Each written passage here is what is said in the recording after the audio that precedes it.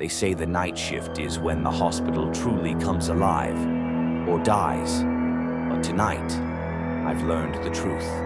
Room 13. They told me it's just another room, just another patient, just another night. But the moment I walked down that dimly lit corridor, something didn't feel right.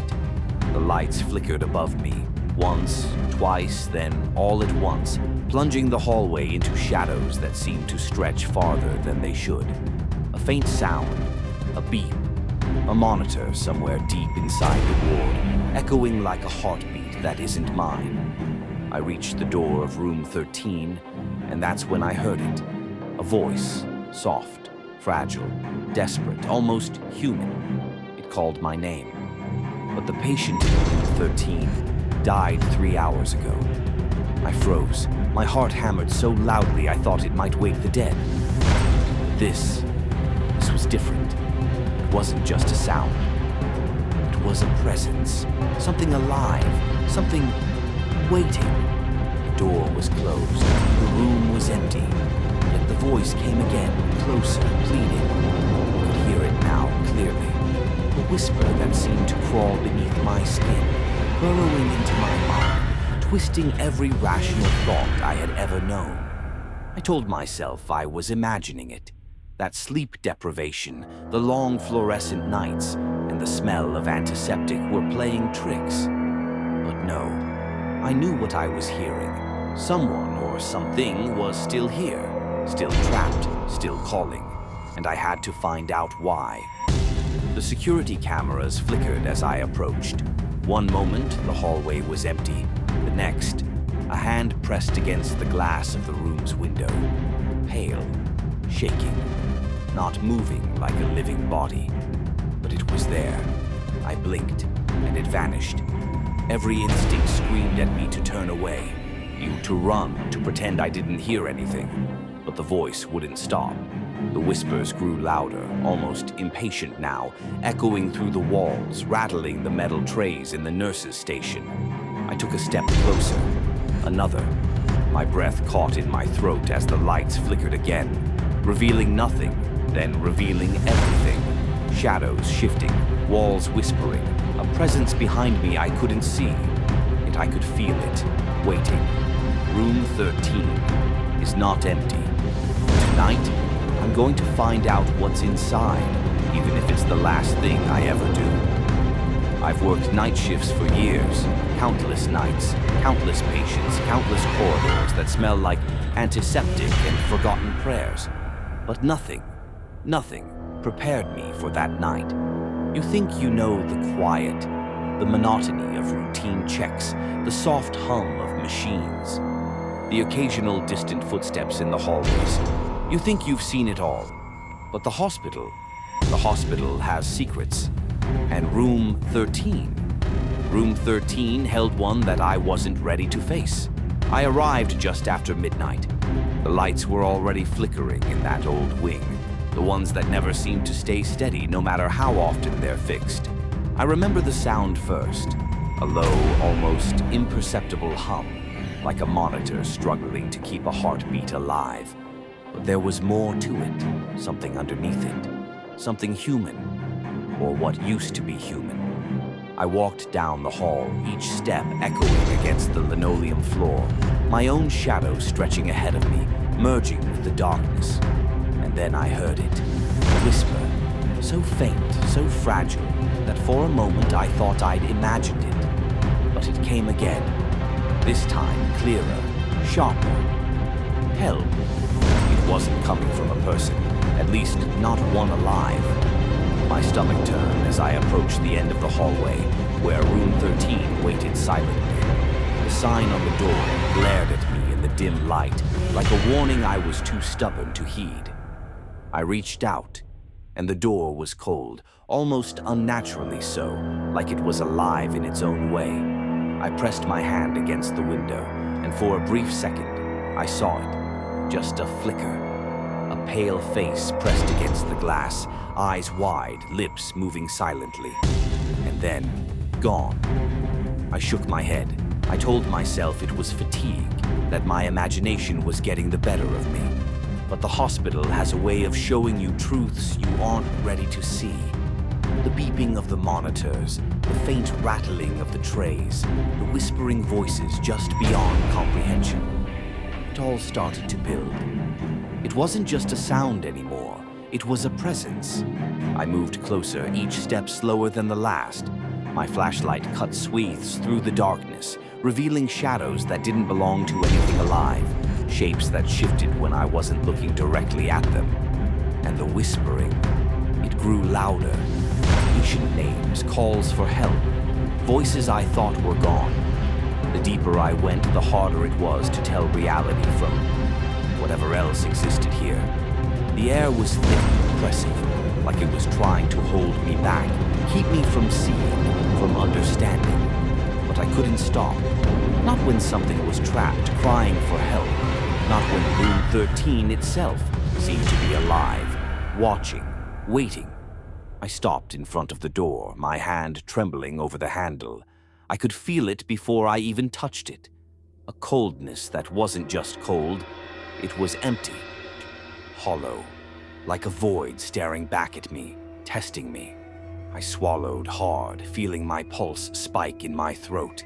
And then I heard it again, unmistakable now, a whisper that wasn't meant for ears. "Please, don't leave me." I froze. My blood ran cold, because I knew without a shadow of a doubt, the patient in Room 13 had died hours ago.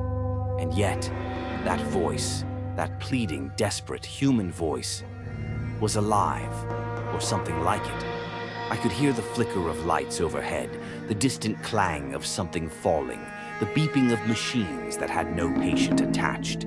Shadows moved against the walls, subtle, fleeting, but always there, watching, waiting. And I realized, with a terror I can't put into words, that by the end of that shift, I wasn't sure who was alive anymore. Everything I believed about life, about death, so about the quiet that night shifts bring, was gone. And Room 13 had just begun to tell me its story. It started like any other night. I clocked in at 11 p.m., the usual routine. The hallways were quiet, dimly lit, the kind of silence that makes every small sound, every creak of the floor, every distant beep of a monitor feel louder than it should. Machines hummed somewhere far off, a mechanical heartbeat keeping the ward alive while the rest of the world slept. My rounds were simple. Check vitals, make sure patients were stable, note anything unusual. Routine, predictable, safe. Or at least that's what I thought. At first, the night felt normal. The fluorescent lights buzzed faintly overhead. I passed the nurse's station, exchanged a nod with the night clerk, and made my way down the east wing. The air was sterile but heavy, filled with that strange mix of antiseptic and something older, something faint, almost imperceptible, lingering like a memory. And then I noticed it. One light at the far end of the hallway near Room 13, flickering in a rhythm that didn't match the others. A strobe-like pulse, inconsistent, almost alive. They said the room was under maintenance. Staff avoided it, whispered about it when they thought no one was listening. I had heard rumors, vague stories of strange occurrences, but I never believed them. Not really. Still, I couldn't look away. As I got closer, the air seemed to change, thicker, colder. My footsteps echoed, uneven and anxious, in the empty corridor. The flickering light painted shadows on the walls, shadows that didn't quite match the shapes of the equipment or the corners of the hall. Something about the rhythm of the light. It was like a heartbeat, a warning, or maybe a call. I paused in front of the door. Room 13. The sign was small, plain, almost innocuous, but the aura around it felt wrong. I glanced around, no one in sight. Not a nurse, not a doctor, not even a cleaning staff. The maintenance notices taped to the door did nothing to calm the creeping unease in my chest.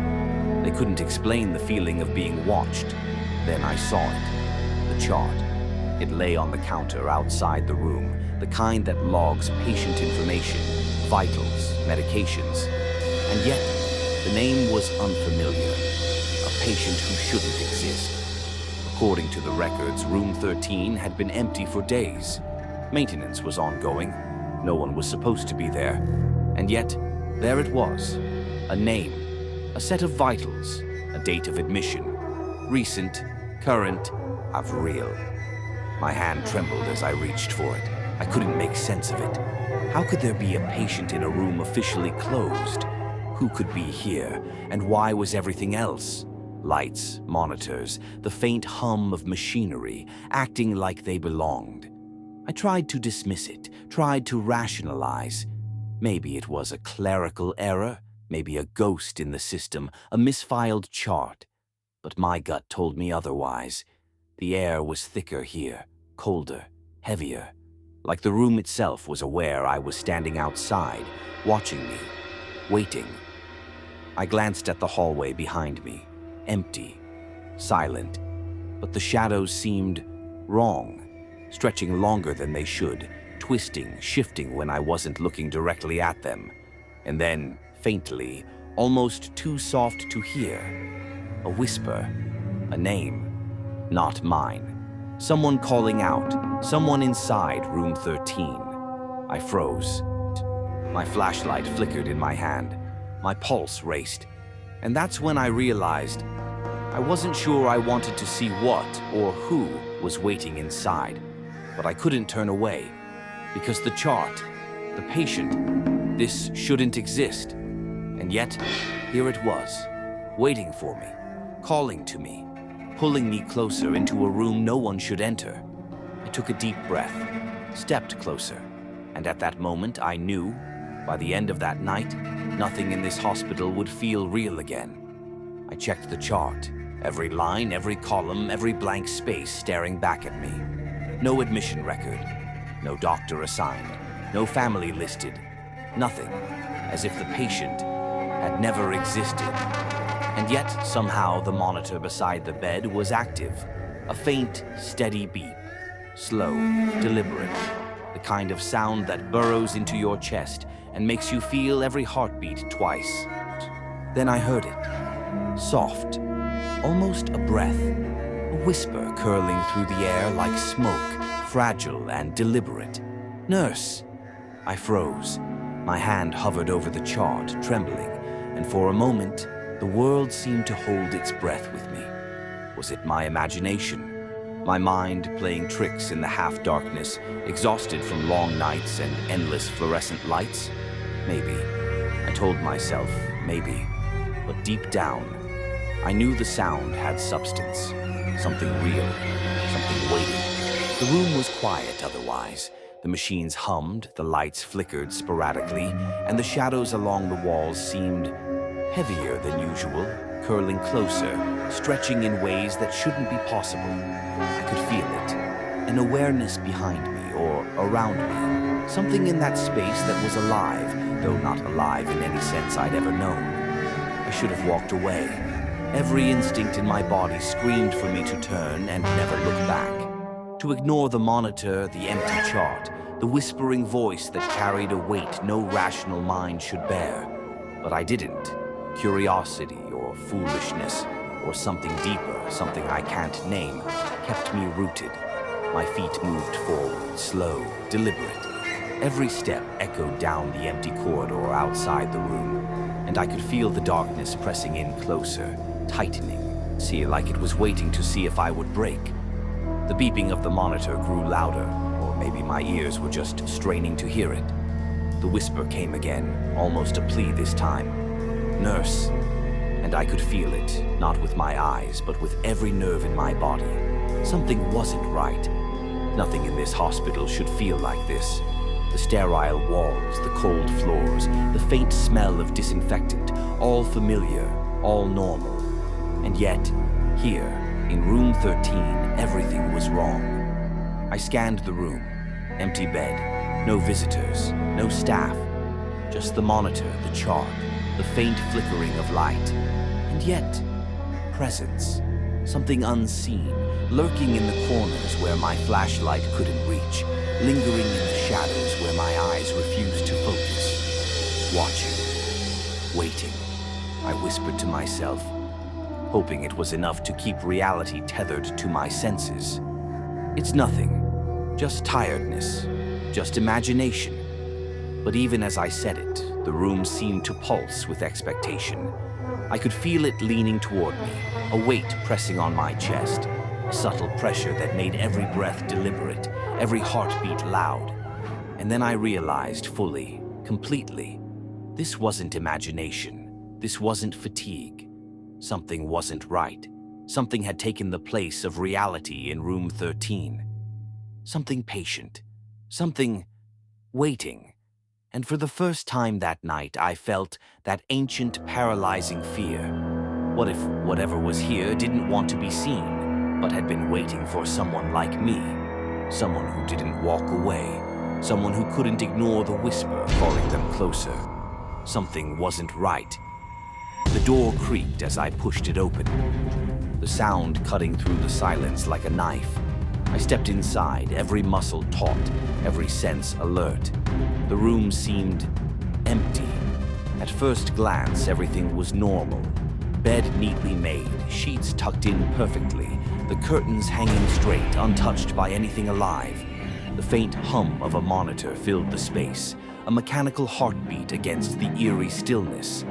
I let my eyes sweep the room, trying to reassure myself. Nothing moved, nothing breathed. The light above flickered, casting long dancing shadows across the walls, stretching and shrinking as if the room itself were breathing with me. But then, I saw it. A movement. Subtle, almost imperceptible, yet impossible to ignore. The curtains swayed, though the air in the room was still. Not a whisper of draft, not a ripple from the monitor's hum. Nothing should have made it move.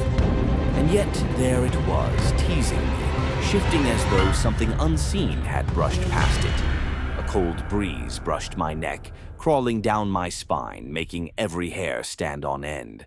And then I could swear I heard it. A voice, soft, intimate, deliberate. My name. Just a breath, just a whisper, calling me. I turned around, slowly, carefully. The flashlight's beam cut through the darkness. The bed remained empty, the floor spotless. Nothing but the quiet hum of machines, and yet, the feeling of being watched was suffocating, pressing down on me, urging me to leave. I took a step closer to the bed. My hand hovered over the chart. I glanced down, and the blood drained from my face. The patient's name stared back at me, perfectly printed on the chart. But the notes, the vitals, the last entry, hours ago, declared dead, long before I even arrived. I froze, my mind racing to rationalize what I was seeing. Machines shouldn't be active for a body no longer alive. Shadows shouldn't shift without reason. A voice shouldn't whisper my name from an empty room. My heart pounded in my ears, my skin prickled. And yet, curiosity gripped me. I should have turned. I should have walked out and never looked back. Every instinct screamed for me to leave. The cold in the air, the subtle pulse of energy that wasn't mine, the sensation of eyes watching me from the corners of the room. All of it screamed danger. And yet, I stayed. Curiosity is a dangerous thing. It lures you closer, promises understanding, and blinds you to the risks until it's too late. My eyes swept the room again. I lingering on the curtain. The subtle movement hadn't stopped, and the whisper, faint now, almost teasing, called again, though the words were lost in the hum of the monitor. I knew deep down that staying was wrong, that every second I lingered increased the danger. But the pull of the unknown, the need to see, to understand, it was stronger than fear. And that's when I realized whatever had been here, whatever was whispering, was not gone. It had never left. It was waiting, watching, patient. And I had walked straight into its gaze. I started digging, quietly at first, just scanning the logs, the hospital records tucked away in dusty cabinets, old folders that smelled of mildew and time. Then, more thoroughly, digital archives, old admission sheets, maintenance notes no one looked at in years. I asked around carefully, listening to whispers among the staff. Nurses who had worked decades, cleaning staff who had long since stopped asking questions. All of them spoke in hushed tones when Room 13 was mentioned, and slowly, piece by piece, a picture began to form. Room 13 wasn't just another room, not a place for a sick patient to rest. It had been sealed off years ago, shut down after multiple unexplained deaths, each more disturbing than the last. Patients vanished. Some were found in strange conditions, or not at all. Doctors left their notes incomplete, reports vague and confusing. Families received nothing, no closure, no explanation, just silence. A shadow in the hospital's history, carefully hidden, quietly ignored. The deeper I dug, the more uneasy I became. The stories were fragmented, but the pattern was unmistakable. Something about that room, something beyond human, beyond logic, kept it alive even as the patients disappeared. I felt it as I read the old logs, a cold, insistent presence, tugging at the edge of my mind, whispering that I wasn't meant to see these things. Then I realized the truth. The patient I had seen, or thought I had seen, wasn't just a patient. That chart, that monitor, the whispers, they were pieces of a story that had been unfolding long before I arrived, long before I even knew what Room 13 was. The room itself had a memory, a consciousness, a way of holding on to those who entered, holding on to life, or whatever passed for life there. I spent hours sifting through old documents, cross-referencing dates, matching names to disappearance reports. Every lead pointed to the same conclusion. Room 13 had a history of claiming those who stepped too close, and it didn't stop. It wasn't over. Not now. Not ever. The hospital walls seemed to press in around me as I pieced it together, the hum of the fluorescent lights in the hallways outside now sounding like a chorus of whispers, warning me, urging me to stop. I wanted to stop. I wanted to close the folder, shut the files, and pretend I never saw a thing. But curiosity, that human weakness, kept me going. And then I found it. The security footage. I hesitated before opening it, my fingers trembling over the keyboard. The hospital cameras were old, grainy, static-filled. But even in the worst quality, something about Room 13 leapt off the screen. Shadows moving where no one should be. Figures bending impossibly. Our faces flickering in and out of existence. And then, the unmistakable presence. The patient, or what had been the patient, standing, watching, waiting, glancing toward the camera as though aware it was being observed. I wish I hadn't looked. I wish I hadn't seen it. But it was too late. The screen flickered, the images looping, and I felt it, then and there, pulling at the edges of my mind. That room, that story was far from over, and I was standing right at the center of it. The footage was grainy, flickering, like it had been recorded decades ago with a camera struggling to keep pace with reality itself. At first, it looked normal. The bed in Room 13, neatly made, empty, nothing moving. The hum of the monitor faintly visible, steady, almost reassuring. I thought, perhaps it was nothing. Perhaps my imagination was making me see patterns where there were none. And then, it moved. The figure, at first just a shadow, a shift in the corner of the screen, a shape that didn't belong. Slowly, deliberately, it sat up. Not quickly, not like a person waking from sleep, but in jerky, unnatural movements, as though the body itself didn't know how to obey the commands of life anymore. Each movement was wrong, twisted, a glitch of reality captured on tape. The timestamp flickered along the bottom of the screen, jumping backward and forward, dissolving moments into nothingness. Time itself seemed fractured, broken, like the room existed outside the ends of the world. Its eyes, its eyes, they weren't alive, not in any sense I could recognize.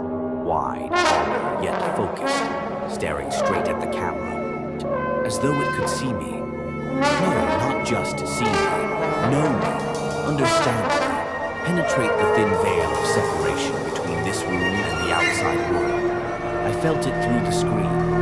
My chest tightened, my throat went dry, the hairs on my arms rose. And then, the whisper. Soft, distorted, mechanical, broken, echoing across the footage in a way that sounded almost like a voice trapped inside the machine itself. Nurse. The word stretched, twisted, lingering on my ears far longer than it should have.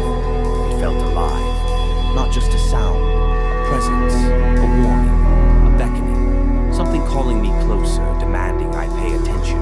Something that wanted me to step into the room, step into its gaze. Pause here for a moment. Listen closely. Imagine the sound vibrating through your skull, resonating in your chest. Did you see its face? Could you make sense of it? It's almost impossible to describe. Features shifting like a bad transmission. Sometimes human, sometimes not. Mouth opening slightly as if to speak again. Eyes glinting in the pale, flickering light.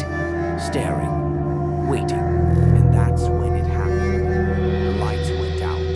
Not a gradual fade. Not a flicker that reassured you might come back on. But an instant. Absolute darkness. Crushing forward and swallowing the hallway, the camera, everything in the footage. I felt my own room go cold. The shadows deepened.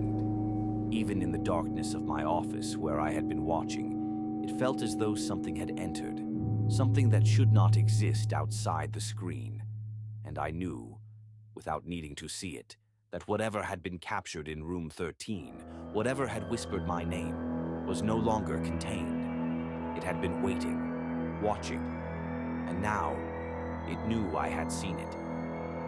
Emergency lights flickered red, painting the walls in angry streaks, shadows dancing like they were alive. The hospital felt alive. Not with life, but with something else. Something patient. Something watching. I could hear it in the quiet moments between the flickers, a low vibration in the air, like the building itself had taken a breath. Footsteps echoed in the hallways, sharp, deliberate, though the corridors were empty. I could feel them in my chest, in the soles of my shoes. Not mine. Someone or something moving in the distance.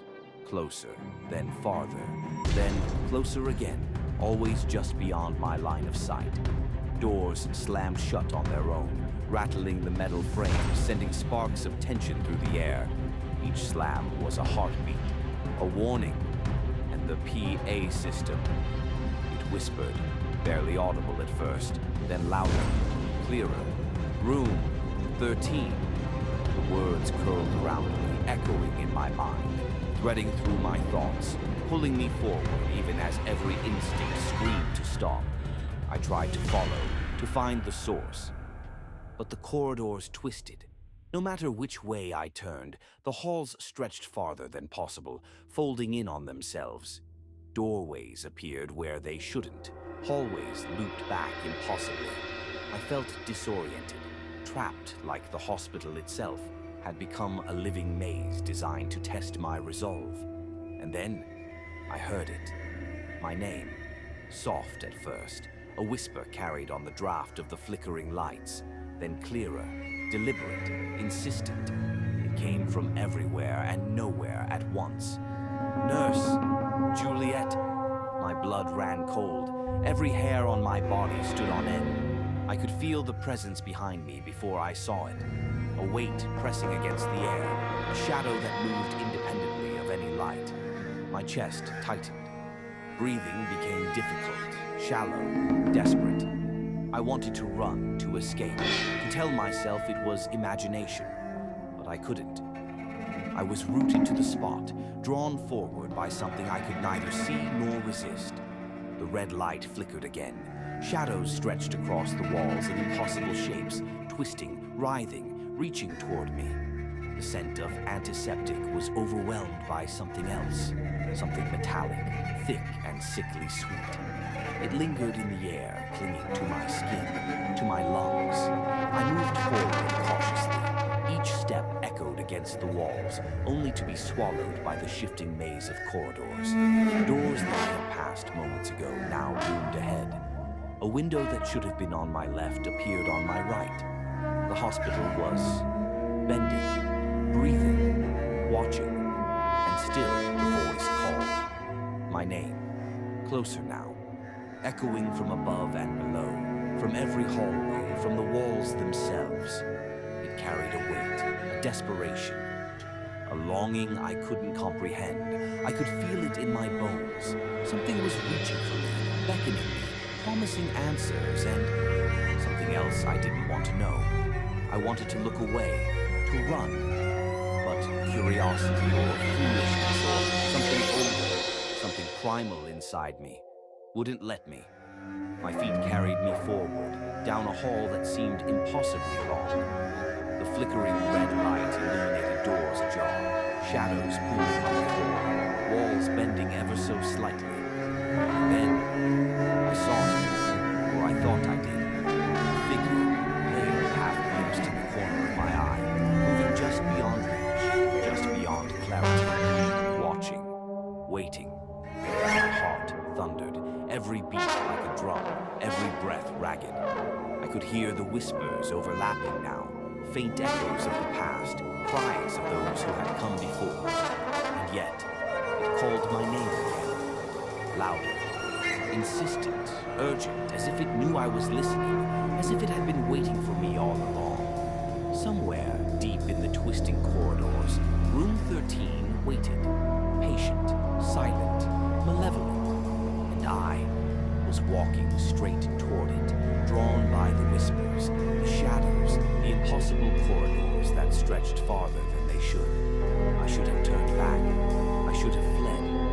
The voice, the call, it wouldn't let me. And I knew in that instant that whatever was waiting in room 13 was not just alive. It was hungry, watching, knowing, and I was already in its grasp. I entered room 13 again. The door creaked behind me, echoing down the hallway like a scream swallowed by the walls. At first, it looked the same, empty, silent, familiar. Then, my eyes fell to the bed. It was occupied. The sheet, once neatly tucked, now shifted on its own. Slowly, impossibly, it rose as though something beneath it had been waiting, patient, calculating, aware of every step I had taken. My breath caught in my throat. My hands shook, and yet I could not look away. The eyes, they were open, lifeless, pale, hollow, and yet they were aware, watching me, piercing me, following me in a way no eyes should be able to follow. And then it spoke. You left me. The words crawled through the air, low and deliberate, vibrating in my chest, rattling the walls, searing themselves into my mind. I wanted to flee. I wanted to run. But my body refused, frozen by fear, tethered to the spot by the weight of presence. The walls, they shifted. What had been solid moments ago now twisted, warped. Corners stretched impossibly. Doors appeared and vanished. Shadows pooled in shapes that should not exist. The ceiling seemed to breathe. The floor rippled beneath my feet, and for the first time I realized the room was alive, not in a human sense, but conscious, watching, breathing, waiting for me to act. I tried to step back. My foot collided with nothing, then air, then a shadow that wasn't mine. The bed shifted again. The figure beneath the sheets rose higher, bending unnaturally, impossibly, staring at me with those hollow eyes that knew everything. It followed me. Every movement I made, it mirrored. Every step I took, it anticipated. I turned to run, and the walls themselves seemed to close in. Doorways became tunnels. Hallways stretched endlessly behind me. I was trapped in a space that bent to its will, a maze designed by something patient, something ancient. I wasn't alone. I realized that in this room, in this corridor, in this hospital that had suddenly become alien, I was never alone. Every shadow, every flicker of light, every whisper of air, it was there, watching me, waiting, judging, and I wasn't in control. My heartbeat thundered in my ears, my lungs burned. I wanted to scream, to break free, to escape the grasp of Room 13. But it had me, not with hands, not with chains, but with presence, with awareness, with intent. I could feel it closing in, the air thickening, pressing against my chest, whispering, insistent, patient and eternal. I stumbled back toward the door. It moved farther away. The walls bent, twisted, the shadows deepened. Hovering, gliding, not bound by gravity, not bound by life or death. Its hollow eyes followed me. Its whisper lingered in my mind. You left me. I wanted to deny it, to tell myself this was impossible. But the truth was undeniable. Room 13 was alive, and it had been waiting for me. Every step I took, every breath I drew, I realized I was already inside its grasp. Not as a visitor, not as a witness, but as prey, as part of its story, its hunger, its memory, and it would not let me leave. Room 13 was never just one patient, never just a bed, a monitor, a chart. It was something else, something older, something patient, a trap, a holding place, a place where every lost soul, bound, tethered, caught in a loop that never ended. And now, it wanted me. I ran. I don't know how far. The hallways stretched, twisted, folding over themselves like a nightmare made real. Every turn, every corridor led me back to that cursed room. I could see it at the end of the hall. Red light flickering, shadows twisting around the edges, the whispers, soft at first, then rising in crescendo, overlapping. Not one voice, dozens, hundreds, screaming in agony, calling, begging, warning. The lights flickered violently, cutting the darkness into strobe-like bursts. In each flash, I saw figures, hunched, half-seen, faces pressed against walls that shouldn't exist. Eyes fallen, mouths open, silent screams. My chest tightened, my breath came fast, shallow, ragged. Every step I took, the walls moved, stretching farther than they could, bending, warping, mocking my attempts to escape. I slammed doors behind me. I slammed doors in front of me. Nothing worked. Nothing slowed it. The air itself seemed alive, pushing me, guiding me, herding me toward what I feared most. Shadows pressed against my back, fingers brushing, never touching, but I could feel their presence. The weight of centuries of fear, of death, of loss. And then I thought I escaped. For a moment, a fleeting heartbeat of relief. I turned a corner and the hall looked normal. The lights steady, the antiseptic smell familiar, empty, safe. I told myself it was over, that I had broken the loop, that Room 13 couldn't follow me here. But it was never about the room. The room was only the beginning, the trap, the holding place. It wasn't bound by walls, it wasn't bound by doors, it wasn't bound by reality. And the whispers, the screams, they didn't stop. I could feel it. Behind me, always behind me, waiting, patient, hungry, knowing. And I wasn't free. I wasn't alive. I was already part of the story, already caught in the loop, already bound. Morning shift arrived. The sun, or whatever passed for it through the hospital's high windows, crept over the hallways. Everything seemed normal, sterile, quiet, routine. The hum of machines, the faint shuffle of nurses' shoes, the distant beeps of monitors, like any other day. Room 13 was sealed. Officially, no one was to enter. The staff went about their rounds, oblivious, Smiles, chatter, clipboard notes. No one noticed what had happened overnight. No one knew what waited behind that door, or what had been waiting for me. I told myself it was over, that it had ended, that what I had seen, heard, and felt belonged to the night, to shadows, to exhaustion. But then, I saw it. My name, on the patient chart, staring back at me in black ink, pristine and real. Status, deceased. My own name, my own fate. And beneath it, a note, or maybe a mark. I couldn't tell. Something written in a hand that wasn't human. I froze. The security camera footage, that one last shot, a frame captured by some blind eye in the system. Me, inside room 13. Alive? Dead?